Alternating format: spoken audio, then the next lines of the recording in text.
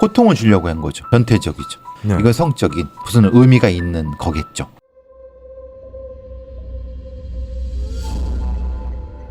(2013년 4월 19일) 의정부시 가능동의 어느 다세대 주택.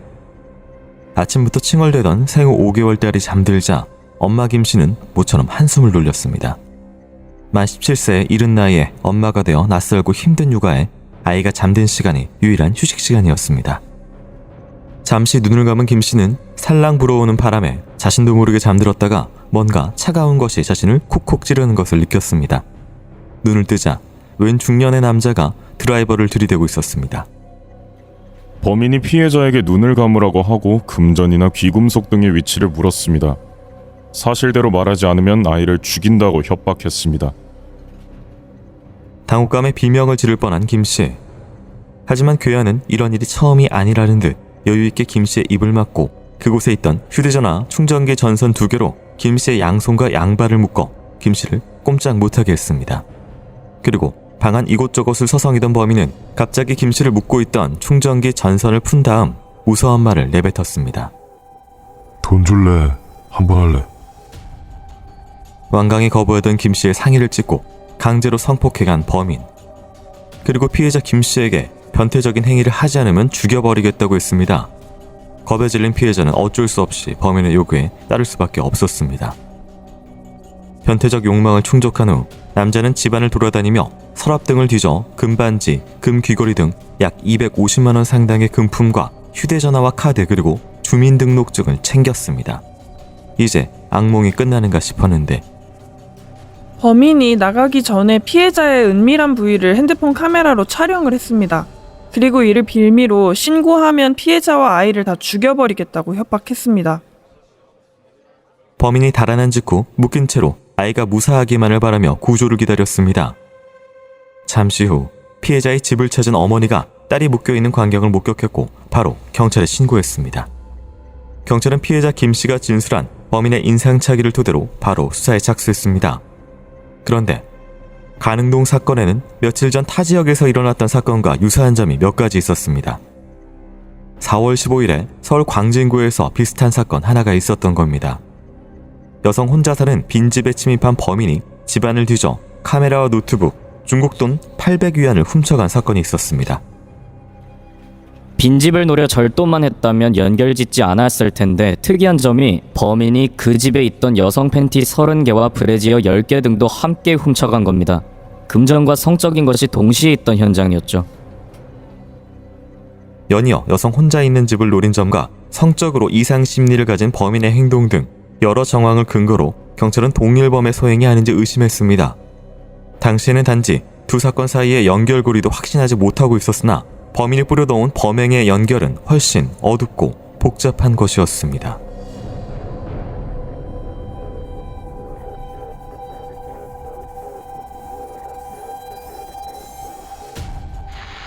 오늘 2013년 벌어진 사건입니다. 이게 굉장히 좀 복잡한 실타래 말 그대로 퍼즐처럼 이게 있어서 하나씩 좀 차근차근 살펴보도록 하겠습니다.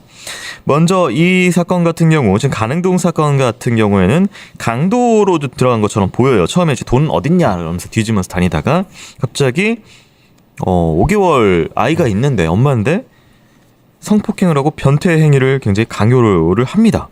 이걸로 범인의 어떤 프로필이나 범행 좀 알 수 있을 것 같은데요. 물론 이건 성범죄 전과가 있겠죠. 네. 그리고 이 정도의 드라이브를 가지고 들어갔다는 것 자체가 전문 강도범이랑을 얘기를 합니다. 칼이 아닌. 예. 칼을 가져가면은 걸리죠. 불신검문 같은 데나 아니 뭐 발신검문이 아니라 하더라도 네. 칼을 들고 다니는데 이상하잖아요. 가방에 넣더라도. 그렇죠. 네. 드라이버는 무슨 의미예요? 나 건설 일한다. 그러니까 그런 부분도 그렇고 잘 보시면 아시겠지만 지금 얘가 들어간 시간을 보세요. 낮 시간이 낮 시간. 네. 그러니까 이 전문적인 놈들은 정확히 취약한 시간을 알아요. 그리고 침입 방법도 되게 쉽게 들어가요. 그리고 나서 이제 얘는 3단계가 있어요. 처음에는 사람이 없으면은 절도만 하고 나왔을 거예요. 네. 그러니까 사람이 있으니까 드라이버로 해갖고 나오려고 했는데 자기 얼굴을 봤으니까 이제 성범죄를 하고 뭐라자면 사진 찍고. 그러니까 신고 못하게. 네. 근데 그걸 그렇게만 하지 않고 대단히 그 변태적인 그거는 얘가 가지고 있는 성범죄의 기본적인 성향을 얘기해 주는 거죠.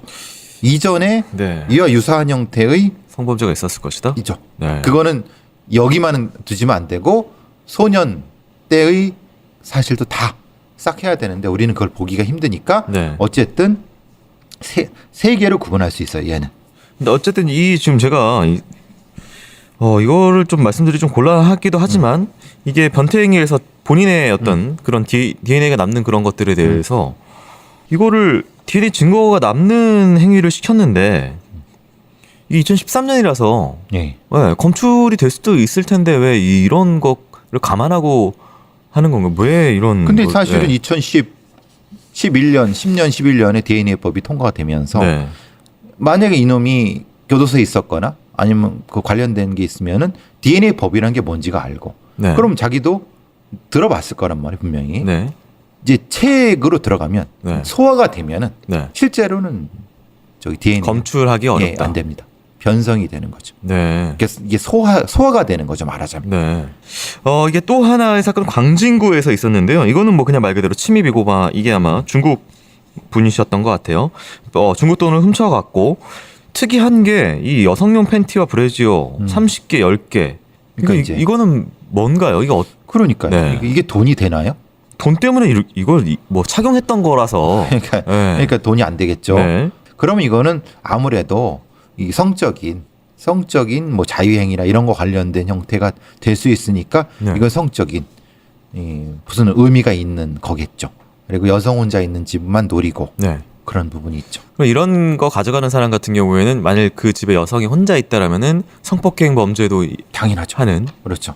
있으면 범죄를 하고 없으면 그런 것만 그것만 가져가고. 하고 거기서 이제 혹시 자유행위도 하거나 네. 뭐 이런 행위도 하고 이 의정부 가능동도 비슷하죠.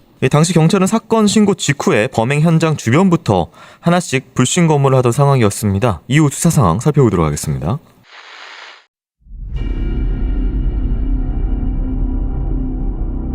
경찰은 의정부 가능동 사건이 발생하고 바로 인근 지역에서부터 불신 검문을 진행하고 있었습니다. 2시간가량이 지났을 무렵 사건 2km 거리 피해자로부터 전달받은 범인의 인상착의를 확인한 경찰의 눈앞에 비슷하게 생긴 중년의 남자가 보였습니다. 경찰은 남자를 불러 세웠습니다. 남자는 보일러 용접공으로 일하는 48살의 박씨. 남자는 범행 관련 여부를 적극 부인했습니다. 경찰이 박씨의 신원을 조회해보자 의심쩍은 점이 많았습니다. 신원을 파악해 봤는데 박 씨는 사기 및 절도 등으로 전과 11범이었습니다. 그중 2회는 성폭력 범죄로 인한 집행유예를 받은 것이었습니다.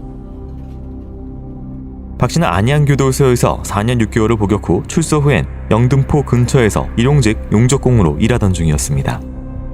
경찰은 박 씨가 영등포 시장에서 주로 여가 시간을 보냈다는 사실을 알게 됐습니다. 그렇게 박 씨의 동선을 조사하던 경찰은 한 가지 수상한 단서를 발견하게 되는데 화곡동에서 화재로 숨진 임모 씨와 박 씨의 동선이 겹친다는 점이었습니다. 4월 13일 새벽 2시경에 서울 화곡동 다세대 주택에 불이 났습니다. 당시 집안에 61살의 남성 임씨가 숨진 채 발견됐는데요. 사건이 있던 날 임씨가 영등포시장 근처 나이트클럽에 들렀었고 성폭행 용의자 박씨도 그날 영등포시장 나이트클럽에 있던 걸로 조사됐습니다. 그렇다면 화곡동 화재 피해자 임씨는 누구일까? 그는 화곡동 피해 주택에서 거주하던 남성으로 동네에서 소문난 재력가였습니다. 혼자 사는 60대 아저씨였어요. 뭔 일을 하는지는 모르겠는데 돈이 좀 있어 보이더라고요. 밤마다 술 마시러 다니더라고요. 불행 중 다행으로 불씨는 임씨의 집 내부만을 태운 채 자연 소화되었고 연기로 인한 민원 때문에 소방서에 신고가 접수된 것으로 사건이 알려지게 됐습니다. 당시엔 혼자 살던 임씨가 갑작스러운 화마에 휩쓸려 사망한 것으로 추정됐지만 부검 결과 예상치 못한 결과가 나왔습니다. 부검 결과 피해자의 기도에 매가 발견되지 않았습니다. 이미 경부 압박으로 사망한 후에 누군가 사체와 집에 방화를 한 것으로 추정됐습니다.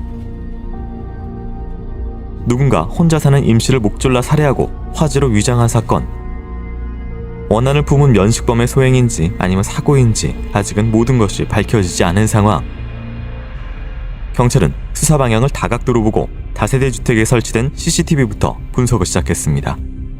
그러자 사건이 일어나기 바로 직전 한 남성이 임 씨와 함께 집으로 들어가는 모습이 포착됐습니다.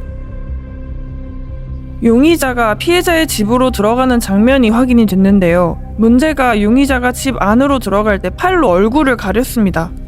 CCTV가 있는 걸 눈치채고 얼른 가린 것으로 추정이 됩니다. 두 남성이 집으로 들어가고 1시간 정도가 흐른 뒤 정체불명의 용의자가 홀로 밖으로 나왔는데 그는 이미 CCTV를 의식한 듯 점퍼가 달려있는 모자로 얼굴을 가린 모습이었습니다. 그렇다면 CCTV에 찍힌 이 용의자가 가능동 사건의 용의자 박 씨인 것일까? 하지만 박 씨는 살해당한 임 씨와의 관계가 확인되지 않았습니다. 게다가 CCTV 속 남자는 영상에서 모두 얼굴을 가렸고 어떤 현장에도 물증은 없었습니다.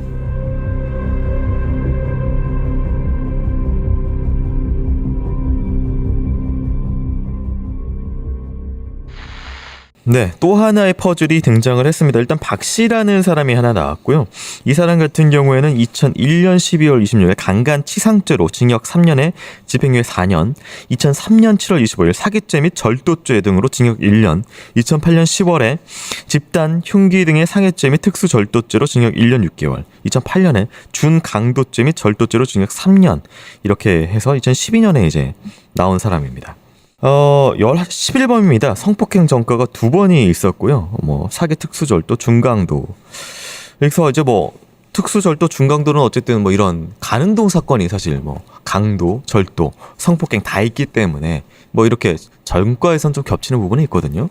이 범인은 확실히 가능동 사건의 범인일 가능성이 높죠.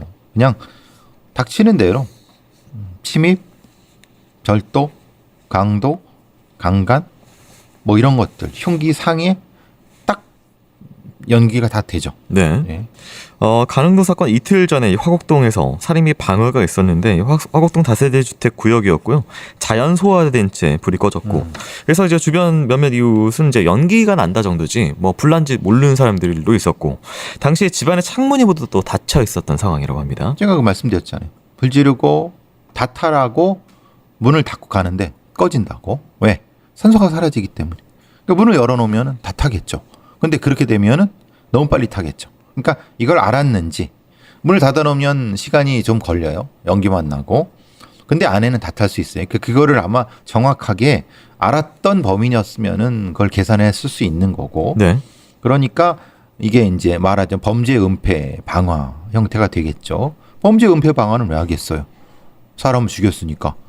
시체가 죽은 거니까 불을 지르겠죠. 네. 예. 그냥 자연 발화된 게 아니라 방화라고 하면은 이건 당연히 자신의 범죄를 은폐한 행위겠죠.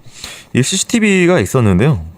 들어갈 때는 이제 팔로 얼굴을 가리고 나올 때는 아예 후드로 뒤집어 쓰고. 그러니까 이게 사실은 들어갈 때 했다가 우발적으로 무슨 상황이 있었다라고 하면 들어갈 때 가릴 이유는 사실은 없는 그렇죠. 거잖아요. 예. 근데 이 혼자 사는 60대 돈이 좀 있고 네. 아마 나이트클럽에서 만나갖고 뭔가 일이 있었고 그러니까 그랬을 수 있죠. 절도, 강도를 한 후 살해하고 불 질렀다. 이렇게 성립이 되겠죠. 근데 이게 사실 이제 앞서서의 가능동 사건 그리고 광진구는 침입하고 이렇게 네. 하는 거긴 한데 수법이 좀 따라 들어가는 건 좀 다른 부분이 있어서 다른 부분도 있지만은 네. 실제로는 얘는 다양한 형태의 침입을 경험한 애잖아요. 전과 11범. 그렇죠. 문을 따고 들어가기도 네. 하고 열려있는 데 들어가기도 하고 속여서 들어가기도 하고. 그러니까 얘한테는 오히려 더 쉬운 방법이었을 수도 있죠. 이 CCTV 속 남자 누구인지 그리고 박 씨가 진짜로 이 화곡동 방화살인에 연관이 있는지 수사 상황 살펴보도록 하겠습니다.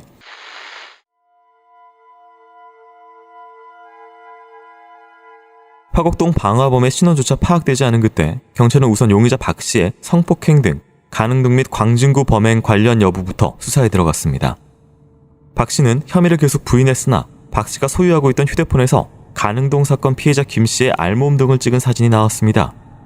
이에 자신의 성범죄 사실을 인정한 박 씨. 가능동 사건의 구체적 범행 사실을 조사하는 한편 경찰은 화곡동 방화 사건에 대해 여죄를 묻기 시작했고 박 씨는 임 씨를 본 적은 있다고 했습니다. 4월 11일 밤 11시경 영등포 시장 안에 있는 포장마차에서 임씨를 처음 봤습니다. 엄청 고급스러운 정장을 입었고 혼자 술 마시길래 우연히 합석해서 술 한 잔 마신 건 맞아요. 처음 만났지만 생각보다 말이 잘 통했다던 임씨와 박씨. 포장마차에서 시작된 술자리는 인근 나이트로 옮겨져서 계속됐다고 했습니다. 10살 가까이 많은 나이에 형님이라고 부르며 기분 좋은 술자리를 가졌다는 둘. 박씨는 임씨가 자신이 혼자 사는데 집에 가서 한 잔 더 하자고 제안했다고 진술했습니다. 두 사람은 택시를 타고 피해자 임씨의 화곡동 집으로 향했습니다. 그 집에 들어가서 술을 마시고 나왔을 뿐 박 씨는 살해를 한 적도 없고 방화는 더더욱 한 적도 없다 이렇게 주장하고 있습니다. 그러던 그때 경찰은 박씨의 손등에서 수상한 흔적 하나를 발견했습니다. 박씨의 손등에 난 털이 불에 그을린, 즉 탄화 흔적이 발견된 것입니다. 이를 박씨가 방화 현장에 있었다는 증거로 보고 여죄를 추궁했지만 오히려 박씨는 이렇게 반박했습니다. 제가 용접공으로 일하고 있다니까요. 용돈 일 하다 보면 불 쓸 일도 많고 뭐 손등에 털이 그을리거나 하지 않겠습니까? 방화 여부에 대해선 완강히 부인하던 박씨. 하지만 임씨를 살해한 부분에 대해선 점점 진술을 번복하며 어느 정도까지 시인하기 시작했습니다. 임씨의 집에 간 이유가 임씨의 금품을 노리고 따라 들어갔다고 절도 의도를 자백한 것입니다. 혼자 살았지만 평소 경제적으로 넉넉했던 임씨. 임씨는 박씨를 만난 날에도 고급 정장을 입었고 박씨에게 경제적인 여유가 있는 걸 자랑했다고 했습니다. 자기가 돈이 많다고 하면서 뭐 집에 혜낸씨가 있으니까 따라오라고 해서 뭐 혹시나 하는 마음에 따라 들어갔고 그냥 반지 하나 가지고 나왔을 뿐입니다. 절대로 죽이지 않았습니다. 제가 나올 땐 살아있었다니까요. 자기가 나올 때는 살인도 화재도 없었다는 주장. 불은 임씨가 피운 담배나 다른 요인 때문에 생긴 것이 아니냐고 반문했습니다. 하지만 박씨의 주장과는 달리 현장의 상황은 다소 다른 정황이 많았습니다. 부검인은 사체가 사망한 후에 화재로 탄화된 것으로 보고 있고 피해자 임씨가 발견된 침대방에서 발화개소를 발견했습니다. 용의자가 주장하는 담뱃불에 의한 흔적 역시 발견되지 않았습니다. 정황상 증거는 살인이자 방화로 의심되는 상황. 하지만 박씨는 끝까지 자신은 절도범 정도이지 살인을 한 유인은 아니라며 억울함을 호소했습니다. 여기 보시면 아시겠지만 사체엔 이절점이나 목 부위 연부 조직 손상 등 경부 압박 질식사에 의해 나타나는 상흔들이 관찰되지 않았습니다. 이는 피고가 피해자의 목을 졸라 살해하지 않았다는 명확한 증거입니다.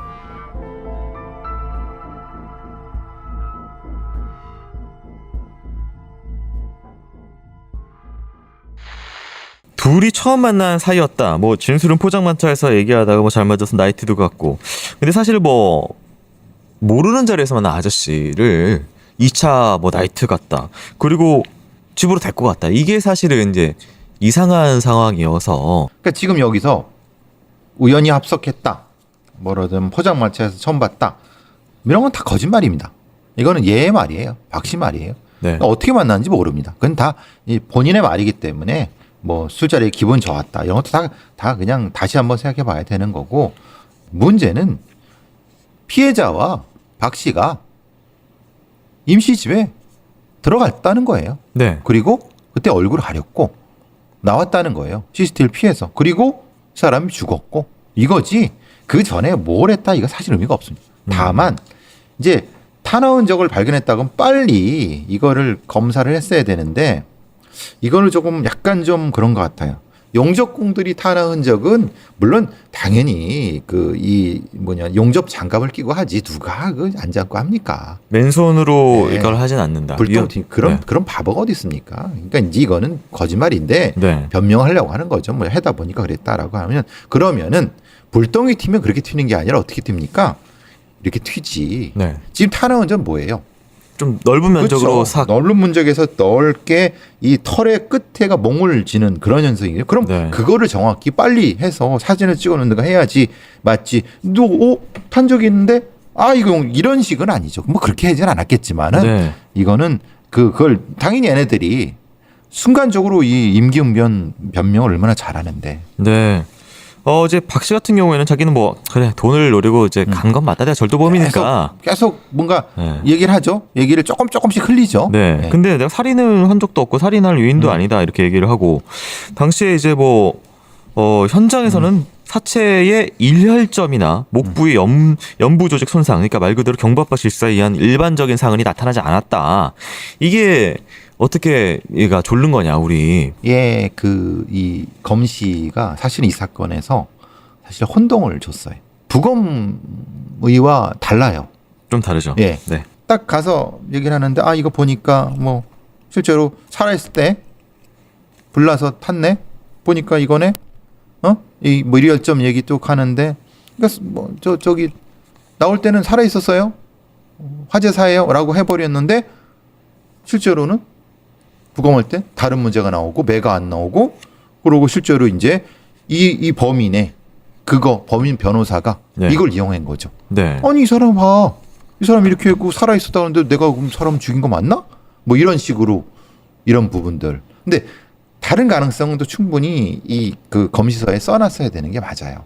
근데 이제 어쨌든 지금 이게 살인 현장 그리고 방화 현장에서 심지어 전에 어떤 경우도 있었냐면 방화에서 왜 매가 없냐. 근데 폭발했을 때의 쇼크사로 그렇죠. 심장이 멎어서 숨을 안 쉬었다. 뭐 이렇게 주장하는 경우도 있고. 그렇죠. 사실 뭐 다양한 거잖아요. 그럼 다양한 가능성을 네. 다양한 가능성을 써놨어야 맞죠. 네. 네. 근데 하나로 딱 해버리니까 이게 완전히 다른 가능성으로 돼버리니까 네. 그래서 재판도 굉장히 이거 가지고 판결문에 분량이 많아요. 그렇죠. 완교사라는 개념이 이제 나중에 또 등장을 그렇죠. 하거든요. 이게 뭔가요, 완교사? 완교사라는 게 우리가 말하면 네. 이런 거잖아요. 목을 꽉 손으로. 이런 것이 아니라 네. 이게 넓게 싹 하면은 네. 우리가 요 알전에 설골이 부러지거나 안 부러지고도 죽을 수 있다. 그리고 일혈점이 나타나는 부분도 넓게 하니까 이런 부분들은 없을 수 있다. 일반적인 것이 없을 수 있다. 네. 이렇게 나는 거죠. 음. 그러니까 사람이 죽는 것은 보통 사람을 기준으로 하지만 네. 그 보통 사람의 경에서 조금 벗어나는 경우가 있을 수 있다는 거예요. 네. 왜냐하면 목에 힘이 없거나 아니면 어떤 건강 상태가 안 좋거나 이런 부분이면 그것도 가능한 부분이 있죠. 화곡동 사건의 진실 그리고 박 씨 범행의 연결고리는 무엇인지 이후 수사 상황 살펴보도록 하겠습니다.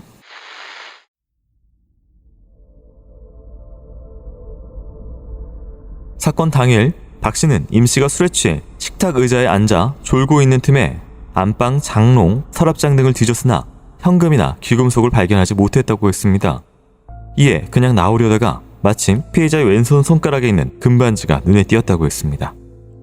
그 반지를 임씨 손가락에서 빼내려고 할 때 그 순간에 임씨가 잠에서 깼어요. 그러더니 뭐 내가 누군지 알아 이 새끼야 그 소리 지르면서 덤벼들길래 제가 오른쪽 팔꿈치로 이 아저씨 목 부위를 이렇게 흰 거 누른 거 사실입니다. 그리고 몸이 축 처진 걸 보고 겁이 나서 나왔을 뿐이에요. 목을 눌렀고 잠시 기절한 틈에 도망쳤다는 박 씨. 하지만 경찰은 박 씨가 화곡동 사건의 살해범이라고 보고 구체적인 증거를 찾아 나섰습니다. 당일 박 씨가 착용했던 옷을 검사하자 박 씨의 점퍼 왼쪽 신발 안쪽 고무에서 탄화흔이 발견됐습니다. 불이 있는 곳에 머물렀다는 증거. 이에 박 씨는 다시 한번 자신이 용접공 일을 하며 불탄 흔적이라고 주장했습니다. 변호인은 박 씨가 실제 용접 일을 한 사실을 증명하기 위해 박 씨의 작업 반장을 증인으로 요청했습니다. 박 씨한테 4월 18일쯤 순환모터 펌프에 볼트 나사 용접을 지시했습니다. 4월 며칠인지는 기억이 안 나는데 식당 출입문 지지대 용접을 지시하고 출입문 지지대 용접 작업을 도와주기도 했죠. 근데 박 씨가 그때 장갑을 꼈는지나 착용한 옷까지 정확히 보거나 기억하는 것은 아닙니다. 손 그을음만으로는 판단할 수가 없는 상황. 전문가들은 피해자 사체 전체가 강하게 탄화된 점 등에 비춰 침대방의 화재가 연소 매개물을 이용해 피해자의 신체에 직접 착화한 것으로 추정된다는 의견을 냈습니다. 하지만 박 씨 변호인은 결백을 주장했습니다. 사체는 등과 좌측 다리 일부를 제외하고 모두 탄화되어 시반과 사체 경직 여부를 확인할 수가 없습니다. 그리고 검안 소견서에 따르면 탄화되지 않은 좌측 엉덩이와 허벅지가 선홍색으로 보이고 홍반과 수포가 보이는 점으로 봤을 때 화재 현장에서 살아 있었던 것으로 추정된다 이렇게 적혀 있습니다. 검찰 쪽은 피해자의 혈액에서 일산화탄소나 헤모글로빈이 검출되지 않는 등 일반적 화재사에 나타나는 흔적이 없다는 점을 지적했습니다. 그렇다면 술을 마시는 도중 약물을 이용한 살인은 아닐까? 하지만 혈액에서 나온 에틸 알코올 농도는 0.119%로 목소리가 커지고 휘청거리는 수준으로 소주 한 병 정도 마실 경우의 양이었습니다. 그러나 국가수 약독물 검사 결과 피해자의 위 내용물과 혈액에서 독시라민, 클로르페니라민 등 약물 4종류가 발견됐습니다. 4성분 모두 치료 농도 범위인 소량이 발견됐으나 술과 함께 먹었을 경우 호흡곤란, 의식소실, 졸음 쏟아짐 등 형상이 발생하기도 합니다. 박 씨는 이에 대해 자신은 약에 대해 아는 바가 없고 자신이 목을 졸랐던 것은 반지를 뺏으려는 몸싸움 중에 일어난 행동일 뿐 죽일 의도도 죽이지도 않았다고 주장했습니다. 그렇다면 화재는 어떻게 된 것일까? 담뱃불이 어디 붙어서 불이 났겠죠. 저는 불을 지르지 않았습니다. 하지만 화재 현장에서 주방 가스레인지 중간 밸브가 열려 있었고 그 중간 밸브 이후 가스 호스가 인위적으로 손상되어 있었습니다. CCTV엔 범행 시간 전으로 숨진 임 씨와 박 씨 외에는 집에 드나든 사람이 없었습니다. 그리고 박 씨가 집을 나온 지 2분 후쯤 집안에서 연기가 나오기 시작했습니다. 박 씨가 방화를 하고 집을 벗어난 것으로 보입니다.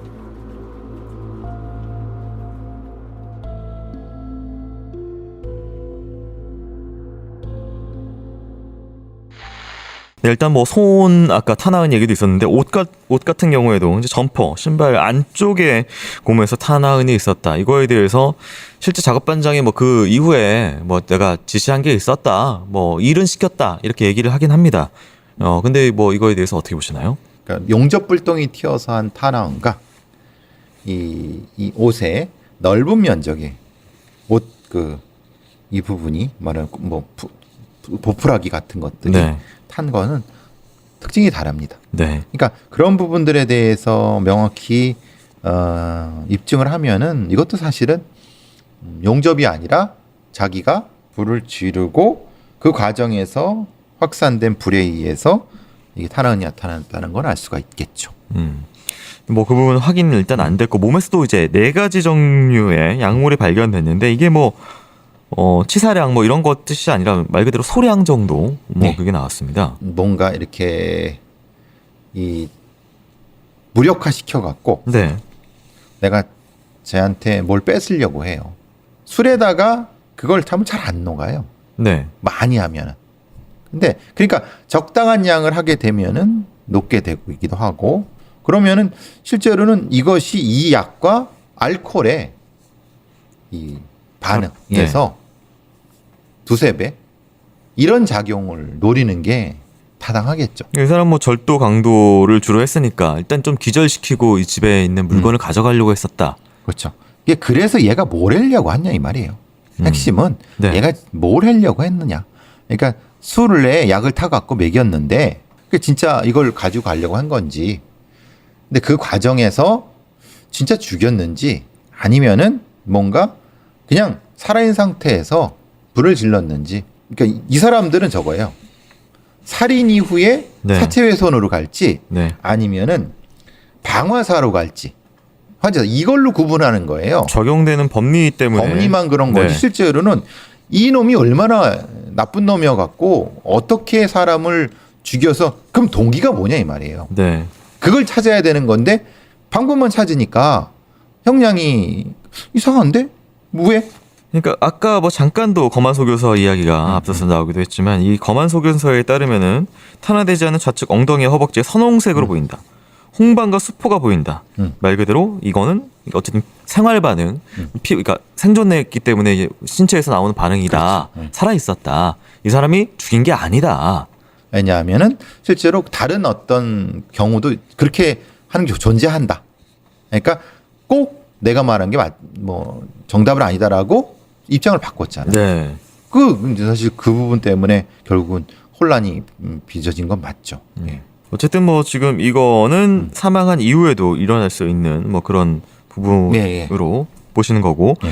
밸브가 손상이 됐었고 나오자마자 불을 냈다라는 건 이건 어쨌든 고의적인 거죠. 네. 그리고 이거는 지연 방화에 장치를 했을 가능성이 높죠. 네. 왜냐하면 이거를 딱 끊고 가스가 나오고 있었고 근데 폭발은 안 되고 뭔가 그럼 시체 옆에 네. 집중적으로 뭘 했다는 거잖아요.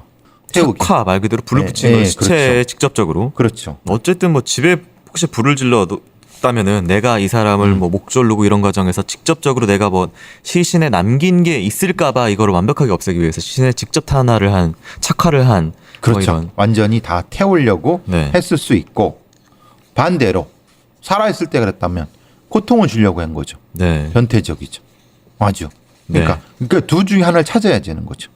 판결을 보시면요. 피고인이 처음부터 계획을 가지고 이 사건 강도살인 및 현주 건조물 방화 범행을 저지른 것으로 보이지 않는 점은 피고인에게 유리한 정상이나 피고인에게 8회의 실형 전과가 있음에도 출소한 지 불과 6개월 만에 이 사건 각 범행과 같은 중한 범죄를 저지른 점, 피고인은 특정 강력 범죄로 누범 기간 중에 단기간에 다수의 강력 범죄를 저질러 개전의 정이 보이지 아니한 점, 피고인의 절도 습벽이 점차 강도 강간이나 강도 살인 등의 더 중대한 범죄로 발전되고 있는 점, 피고인이 이 사건 각 범행의 피해를 회복하기 위한 아무런 노력도 기울이지 아니하고 있는 점 등의 재반 사정 등을 고려하면 피고인을 장기간 사회로부터 격리시킬 필요성이 인정된다라면서 1심에서 징역 30년이 확정이 됐고요. 2심에서 이 항소 기각 3심에서 기각이 되면서 1년에 이 30년이 확정이 추정됐습니다. 이 사건은 네. 실제로 강도살인죄가 아니에요. 네. 뭐냐면 이걸 작정하고 한 게 아니라 우발적 살인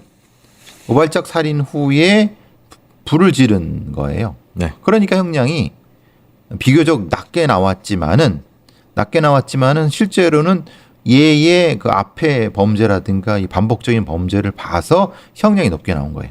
그러니까 지금 이게 그 화곡동만 있는 게 아니라 앞서서 가능동 그렇죠. 뭐 이게 앞에 다 있잖아요. 예. 그래서 이렇게 나온 거지. 네. 실제로 이렇게 작정을 하고 했다고 하면은 이거는 실제로 강도살인이죠. 강도살인은 사형까지도 갈 수 있기 때문에 네. 사실 좀 아쉬운 부분은 그거예요. 물론 여러 가지 면에서 이 입증을 하기 위해서 고생을 했지만은 쭉 판결문을 보시면 아시겠지만 실제로 잘 입증이 잘 안 된 거예요. 네. 오히려 피고인 변호사 쪽에 여러 가지 논리가 많이 받아들여져 갖고 네. 결국은 재판부도 이건 계획된 건 아니다.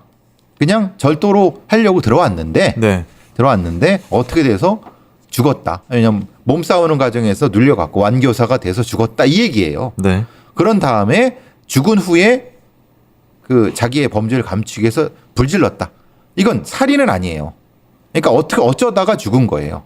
미필적 고의한 살인이에요. 그러니까 그 미필적 고의한 살인도 일종의 좀 사고사 쪽에 가까운 쪽이에요. 그러니까 이 부분은 상당히 낮게, 그러니까 그것이 좀 이 사건의 아쉬운 거예요. 그럼 왜 그렇게 앞에서 이 사람을 어떻게 선정을 해갖고 피해자 선정해서 어떻게 해갖고 이런 부분들이 다 연결이 돼갖고 네. 이렇게 됐어야 되는 건데 그것이 부족하다는 거죠. 그래서 좀 적어도 수사나 기소 부분에서는 좀 아쉬운 부분이 있습니다. 예. 네. 화곡동 사건이 이제 법적으로 좀 많이 다퉈서 좀 저희가 길게 이야기하긴 했지만 사실 가능동 사건 같은 경우에도 그럼요. 저희가 예전에 그 어떤 그 늘 강도 살인을 하는 범인 같은 경우에도 이 여성이 제 애가 있다라고 하는 얘기에 애 잘 키워하고 그냥 나가는 경우도 심지어 있는데 애가 옆에 있는데 5개월짜리 애가 있는데 거기서 그런 성폭행을 하고 변태적인 행위를 강요하고 이게 말 그대로 완전 미친 그렇죠. 강도 강간이죠. 예. 악랄한 범죄이거든요, 되게. 그렇죠. 그러니까 이 부분에 대해서도 네. 사실은 엄정하게 처벌이 됐어야 되고